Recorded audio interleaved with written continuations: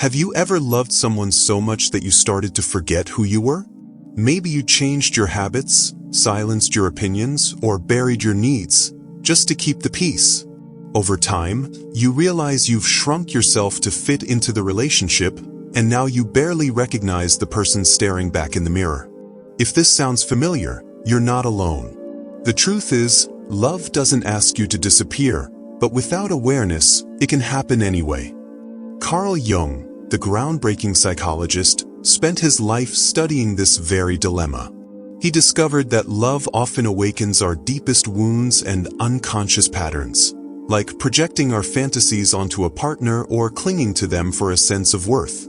But Jung didn't just diagnose the problem, he offered a way out. He believed that real love isn't about losing yourself in another person, it's about meeting them as a whole, authentic human being. And that journey begins not with sacrifice, but with self-discovery. So, how do you love someone without losing yourself? Jung's answer lies in 3 principles: knowing who you are, individuation, facing your hidden shadows, shadow work, and choosing love from a place of wholeness, not lack. Let's break it down. When we fall in love, we often aren't seeing the other person clearly. Instead, we're projecting onto them the unconscious images of what we desire, fear, or lack within ourselves. Carl Jung called these hidden inner figures the anima, the feminine aspect in a man's psyche, and the animus, the masculine aspect in a woman's psyche. These archetypes live in our unconscious, shaped by early experiences, cultural ideals, and unmet longings. When we meet someone who even vaguely matches these buried blueprints, we don't just fall in love with them, we fall in love with the fantasy they represent. This is why the early stages of romance can feel so intoxicating.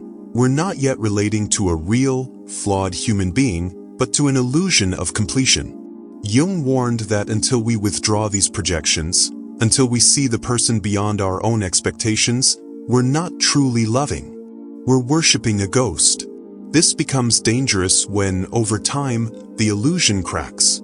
The partner who once seemed perfect now feels like a disappointment, not because they've changed, but because our unconscious demands can never be fulfilled by another person. You might resent them for not making you happy, or you might twist yourself into someone you think they'll love more, losing bits of yourself in the process. The irony is that real love can only begin where the projection ends. It requires seeing the other as they are, not as a character in your inner story. But to do that, you first have to know your own story, to recognize the anima or animus you've been chasing, and to understand that no relationship can replace the work of becoming whole on your own. This dance of projection is just one way we lose ourselves in love. Another, even more insidious way, is through codependency, a pattern Jung would link to the shadow, the parts of ourselves we've disowned out of shame or fear. When we haven't faced our own emptiness, our unresolved wounds, our fragile self-worth, we'll inevitably try to fill that void through someone else.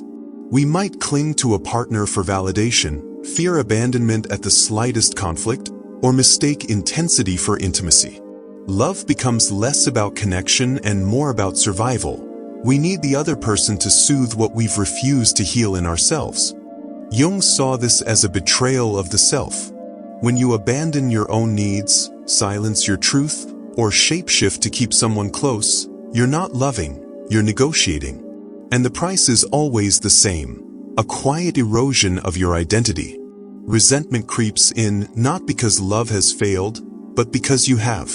This is why Jung insisted that shadow work, facing the wounded, needy, or controlling parts of ourselves, is non-negotiable for healthy relationships. Until you can stand alone, you'll always love from a place of lack, not strength. Society, of course, tells us the opposite. We're fed myths like love completes you, or you're nothing without your other half, ideas that Jung would call dangerous half-truths. His concept of individuation, the lifelong process of integrating all parts of the self, suggests that wholeness isn't something you find in another person, it's something you cultivate within. Romantic love can be a mirror, a teacher, or a companion on that journey, but it cannot be the destination. The cultural fantasy of two broken people fusing into one perfect whole leads only to dependency, not liberation. Real love demands two people who are already free. So when you feel yourself disappearing in a relationship, it's not a sign to love harder, it's a sign to return to yourself. The parts you've neglected, the voice you've softened, the boundaries you've let blur. Because in the end, the greatest gift you can offer a partner isn't your sacrifice, but your sovereignty. And that begins with knowing and honoring who you are when no one is watching. Jung's path to loving without losing yourself. The journey toward loving without losing yourself begins with what the ancients carved at Delphi and Jung placed at the center of his psychology: know thyself. This is not about crafting a perfect persona or listing your favorite traits. It's about confronting the entirety of your being, the light and the dark. Jung called this process individuation, the slow, often uncomfortable work of integrating all parts of yourself into a cohesive whole. You cannot offer healthy love if you're fragmented, if entire aspects of your psyche remain foreign to you. Imagine trying to build a house with only half the bricks. No matter how beautiful the design, the structure will collapse. So it is with relationships. Individuation requires ruthless self-honesty. Tools like journaling become excavations of the soul, revealing patterns you've ignored. Dreams, which Jung saw as messages from the unconscious, show you what your waking mind avoids. And solitude, perhaps the most challenging tool of all, forces you to face the question: who am I when no one is watching? This isn't narcissism, it's the foundation of real love. Because when you know your values, your triggers, your hidden motives, you stop seeking in others what only you can give yourself. A partner then becomes a choice, not a crutch. But self-knowledge alone isn't enough. The next step, shadow work, is where love becomes alchemy. Your partner will inevitably mirror back to you everything you've disowned: your neediness, your arrogance, your fears. Where you feel most triggered, most reactive, is where your shadow lurks. The fight that erupts when they're too distant might reveal your own abandonment wounds. The irritation at their selfishness could point to where you've neglected your own desires. Jung taught that these moments aren't relationship failures, they're sacred opportunities. Every projection you withdraw, every shadow you integrate, frees you to love more clearly. This work demands courage. It's easier to blame your partner than to face the uncomfortable truth that their flaws are often doorways to your own unhealed places. But here's the paradox. When you stop demanding that your partner fill your gaps, you create space for real intimacy. They're no longer trapped in the role of savior or villain. You see them, and yourself, with startling clarity.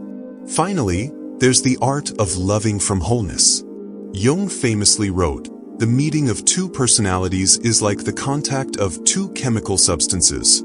If there is any reaction, both are transformed." But notice, he didn't say the substances disappear into each other.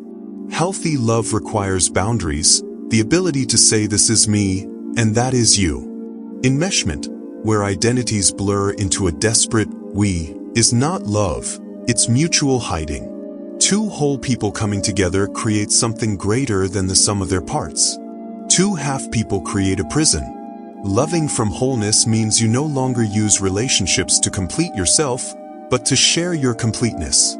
You stop keeping score because your worth isn't negotiable. You can be vulnerable without being fragile, close without being clingy.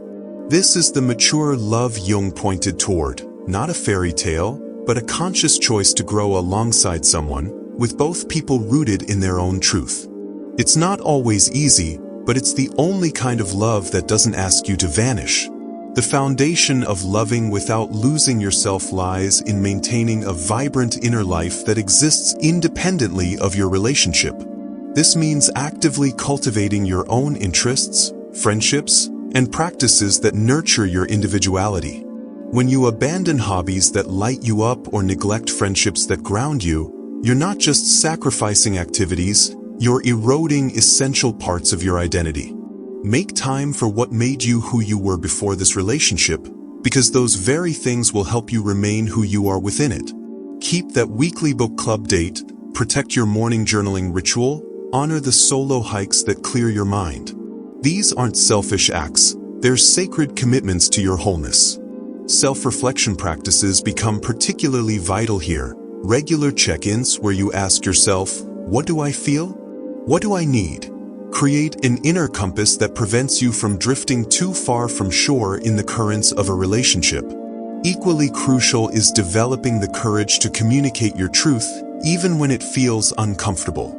Many of us have learned to equate love with self-silencing, biting back opinions, swallowing needs, pretending preferences we don't actually have. But Jung would argue this isn't love, it's fear wearing love's mask. Authenticity, though sometimes messy, builds connections that sacrifice can never achieve. Start small if you must. Voice a different restaurant preference, share an unpopular opinion, express when something bothers you. Each time you do, you strengthen the muscle of showing up as your full self. Paradoxically, this authenticity often deepens intimacy rather than threatening it. When both partners feel safe to be real, love exists between people rather than between projections. Remember that healthy love doesn't require you to agree on everything, only to respect each other's right to different truths. Perhaps most challenging yet transformative is learning to embrace what we might call sacred tension, those inevitable relationship conflicts that most of us instinctively avoid. Jung understood that friction between two whole individuals isn't a sign of failure, but an opportunity for growth if met consciously. When disagreements arise, instead of immediately smoothing them over or assigning blame, try asking, what is this here to teach us? The partner who triggers your insecurity about not being good enough might be mirroring your own self-doubt. The argument about household responsibilities might reveal unspoken expectations about care and respect. These moments of tension become sacred when we approach them not as threats to the relationship, but as invitations to understand ourselves and each other more deeply. This requires shifting from a mindset of you versus me to us versus the problem, where the conflict itself becomes material for mutual growth rather than something to be feared or avoided at all costs. In the end, the path to loving without losing yourself isn't about perfecting relationships. It's about courageously embracing the journey of self-discovery.